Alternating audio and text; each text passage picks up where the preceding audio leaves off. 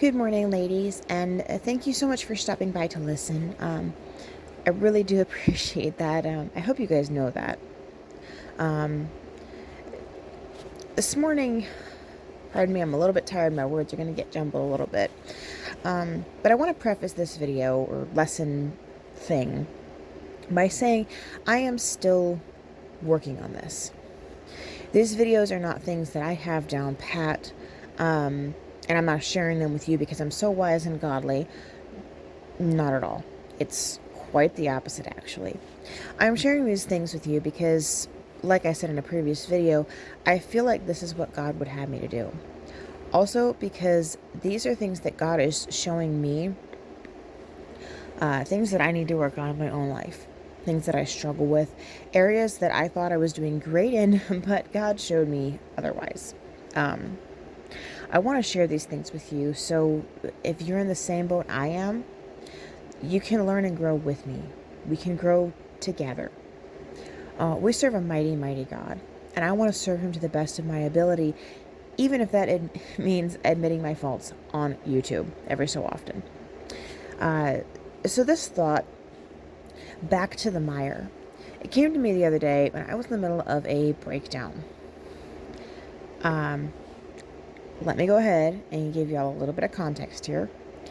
It had been one of those days. You know, since the moment I woke up, things went wrong.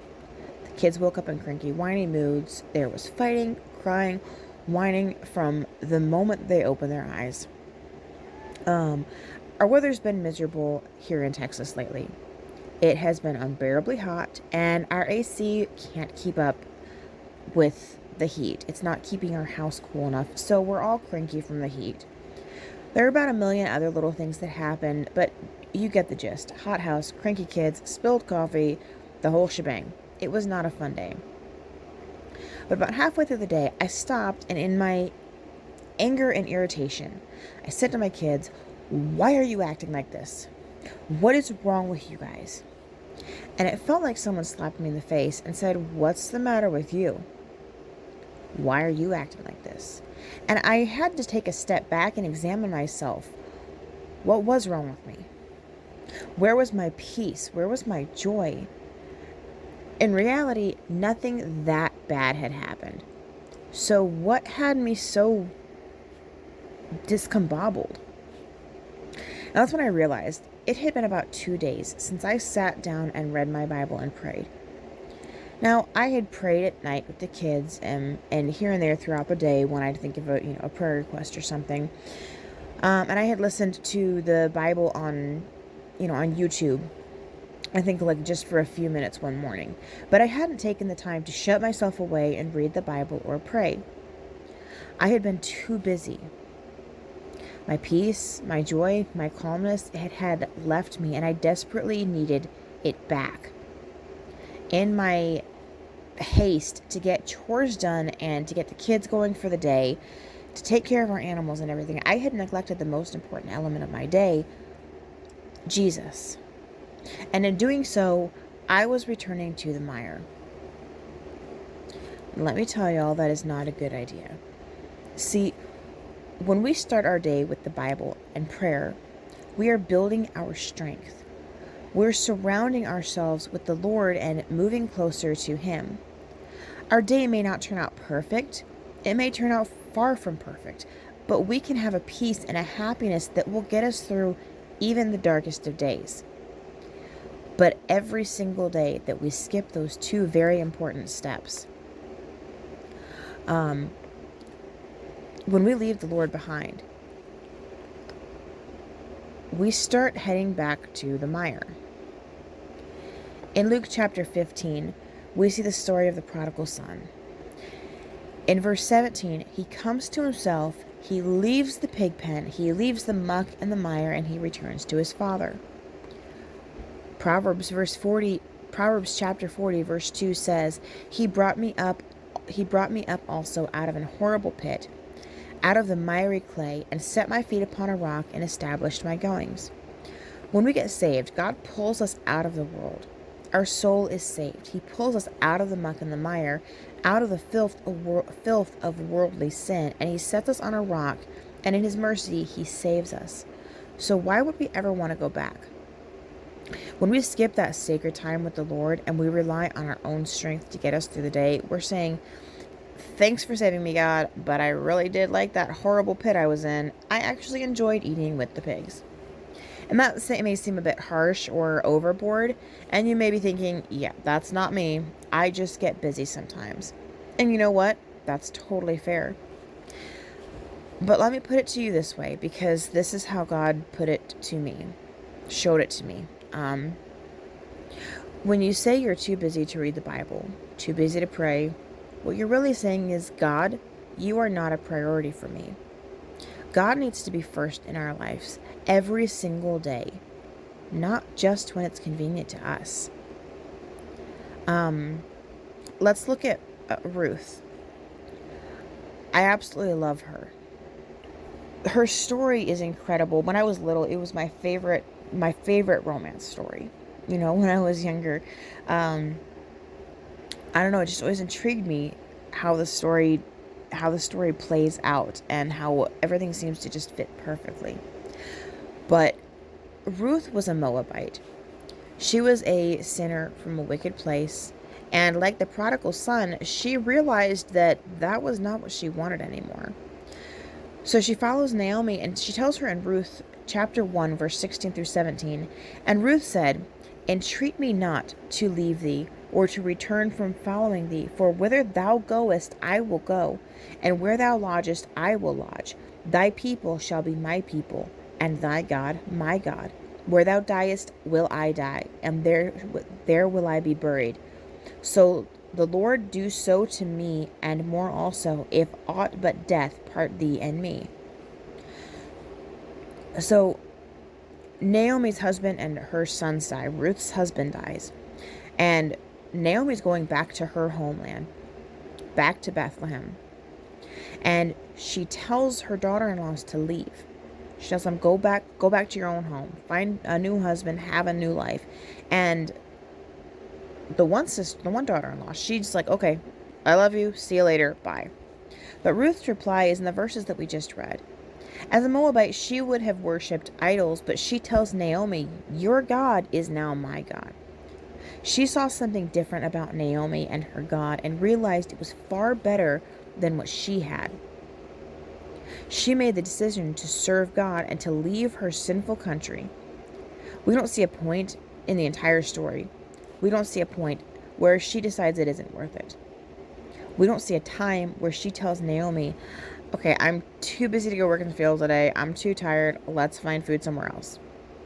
We never see her longing to return to Moab. Why? Because Ruth realized early on that God was better than anything that Moab had to offer. She made the time. She made him a priority. She had an obedient and willing spirit, and God blessed her greatly for that. The beautiful story of Ruth might have ended a lot different had she not followed her mother-in-law, if she had not listened to her, if she had decided to do what she wanted to do. But in her obedience, God blessed her so much that she's mentioned later in the Bible when the names of the lineage of Christ Jesus are listed. Her faithfulness to the Lord allowed her to be part of the lineage of our Savior. How incredible is that? All because she listened. All because she was obedient. Because she got out of her sinful country. She left her sin behind. She left her false gods behind. She left the wickedness behind, and she followed God. When I stop to think about how that applies to my life today, I'm amazed and also ashamed at my lack of obedience. I gave my testimony in a previous video, but I didn't go into great detail, and let me just say, I was a disgusting human being. I thought I was having fun. I thought I was living my best life. But I was never happy. I tried filling the void with alcohol, swearing, skimpy outfits, tattoos, and anything else I could think of. I was miserable. I was in the pig pen, eating eating the junk that they fed the pigs. I was in the mire. I was in Moab. When God showed me where I was, when He brought me out, I realized that I never wanted to go back there. I never wanted to be part of that misery again. And let me just take a minute here. Um, you may think that it looks like fun. You may think that you want to try it out. The smoking and drinking and swearing and wearing clothes that show off your body. You may think you want to go out and party to, try out the world because it looks like so much fun. I'm going to be 100% honest with you. It's fun for a moment. A moment is all you get. The excitement, the noise, the newness of it all, the feeling of being a rebel and all of that, it's a blast for a moment. And like I said, a moment is all you get. The fun leaves quicker than it came, and you're left trying to fill the void and going further and further into the world to find that fun again. I know that there's people who think that I am a crazy fanatic do-gooder because of how I dress now and the fact that I won't drink, I don't swear or smoke or do any of the things that I used to do. And you know what? I'm okay with that. I would rather be judged by people in this world than be judged by God in heaven. Now, we're all going to be judged by God one day, but I don't want to have to tell Him, well, I was really worried about what the world thought about me. I didn't want them to make fun of my outfit or give me a hard time for not drinking, so I joined them. I don't want to explain to Him why I went back to the mire, why I went out and looked for a pig pen, why I went back to Moab. He saved me, and then He brought me back out of sin after I had left Him the first time. Why? Why on earth would I ever go back? Why would I want to? The world has nothing to offer me. There's nothing that they have that I want. There's nothing but misery there. I beg you, I am pleading with you. If you're listening to this, if you are at the point in your life where you're thinking, that looks like fun, I want to try that. I'll just dabble in it. I'll just have one drink. I'll just say one bad word. I'll just wear this outfit one time because nobody I know is going to be there. Please don't. Please don't go into the world. The Lord has everything you need. The world may look fun and enticing, but take it from me. I have been there, done that, bought the t-shirt and wore it proudly for years, and it's not fun. It's not worth it. I wasted a good portion of my life there. I made bad decisions that I cannot undo. Things I have to live with. I'm going to have to give an answer for the things that I did, for the way that I acted. But you don't have to. You can choose to stay with the Lord and stay away from the world. I've been on both sides of it, and I can tell you with 100% certainty that Jesus is worth it. I promise you, He is worth it. So, while I do have very busy days, I need to do my best, and I will try to do my best to make God a priority.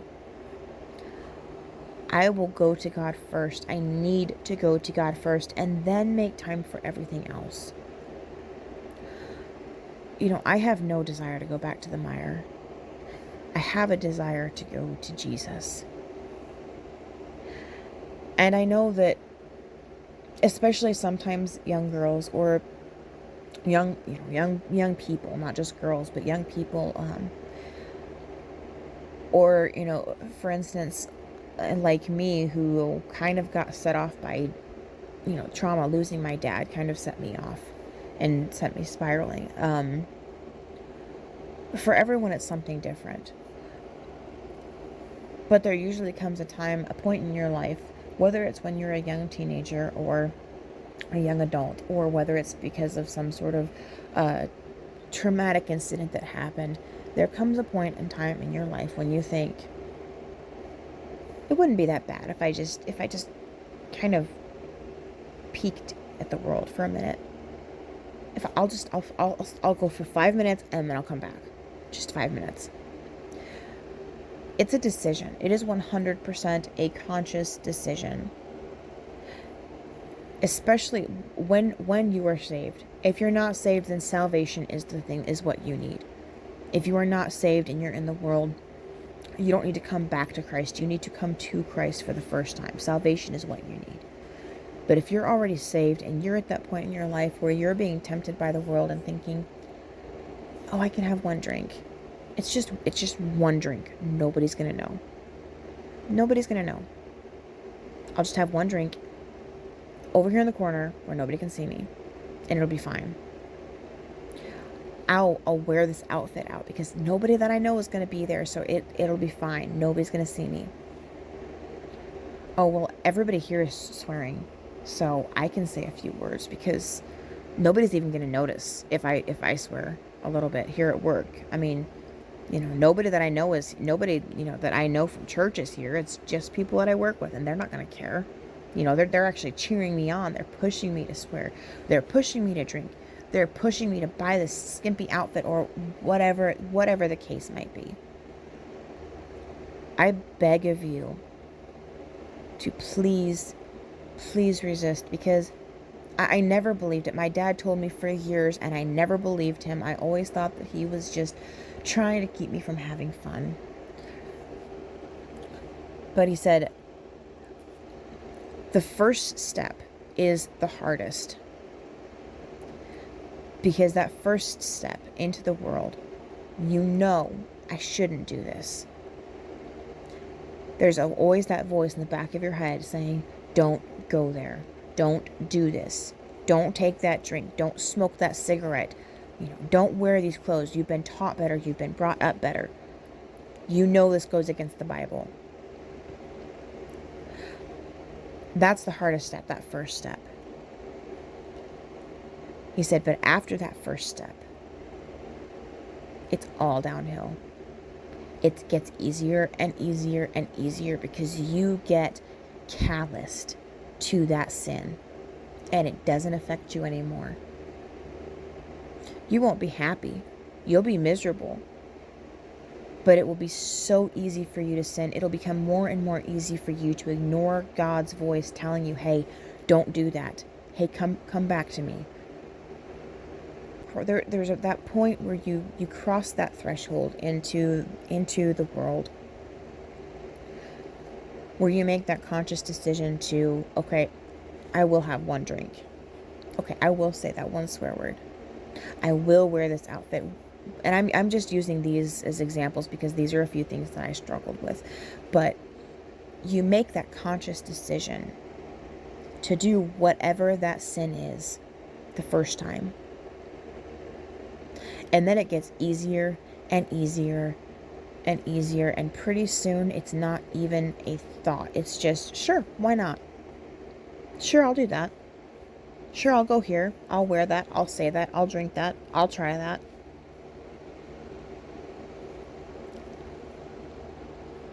If you stay on the opposite side of that threshold, if you don't cross that threshold into the world, you are so much better off. I can't even begin to explain to you how much better off you will be.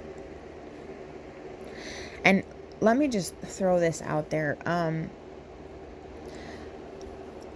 The prodigal son, I know typically it's used as a picture of salvation. But the prodigal son was with the father. And this is how I see it. This is how it helped me personally. The prodigal son is with the father. He leaves the father to go live life the way he wants to. And then he comes back to the father.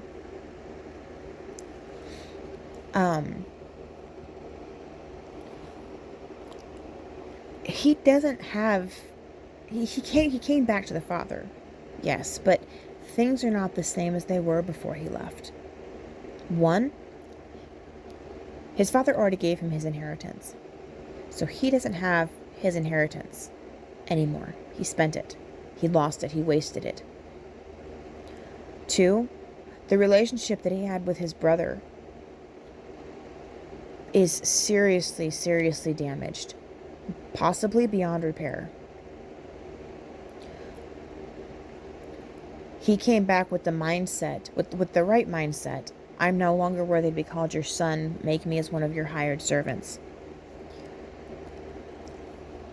He gave up so much to be in the world and to end up eating with the pigs. He gave that up. And when he came back, all of that was gone. Yes, his father embraced him in a hug and was happy to see him and rejoiced and, threw a big party and rejoiced that he was home. But his life was not going to be the same as it had been before he left. So you have that example. And then take Ruth. Ruth coming with Naomi from Moab. That is a picture of her getting saved. She goes from her sinful country, from her idols, and she turns to God and she obeys Naomi. She obeys the Lord. She does everything that she is told to do. And God blesses her so much for it. So we have two examples here. One, on one hand, you have somebody like me who I went out and wasted my life for years, and I came back to God, yes, but there's a lot of things that are not the same. There are friends that I've hurt that will not speak to me again. No matter how much of a testimony I have, no matter how close to God I get, there are always going to be people who have a problem with me because of the things that I did when I was in the world. And I don't blame them for that. Like I said, I was a disgusting human being. I was terrible. I ruined relationships with people. I hurt people. There are things that I cannot get back. I came back to God, yes, and I wanted to serve him with my whole heart. But my life is not going to be like it was before I left God. But if you're saved and you haven't gotten out of the world, you can be more like Ruth. If you stay close to God, if you don't go into the world, if you just serve God and have a willing, obedient heart, God can use you for something incredible. Because you never know when he has something in plan for your life, like he had for Ruth. Ruth had no idea what was in store for her. She had no idea that she would be in the lineage of Jesus Christ. But with a willing and obedient heart and spirit, she served without question. She did what she was told to do. She did what was right. And God blessed her for that. And God was able to use her in a way that she could have never in her wildest dreams expected. So my point with those is stay close to God, serve the Lord, be obedient to him, because you never know what he could do with you. You never know how much he's going to bless you, in what way he is going to use you. So don't return, don't go back to the mire. He pulled you out of there when he saved you. He pulled you out of Moab, so to speak. Don't throw it in his face and go back.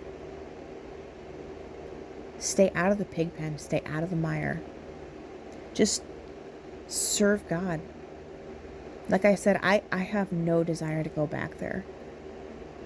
I have a desire to go to Jesus. I have a desire to serve the Lord. And even though a lot of days I fail, and I start heading back there because I'm neglecting Jesus. When I realize what I'm doing, where I'm heading, I snap out of it and I go back to Jesus, because I don't want to ever be back where I was before. I'm not perfect. I'm far from perfect. I am learning more every day. I am trying my hardest. but I'm far from perfect. I have not arrived, you guys.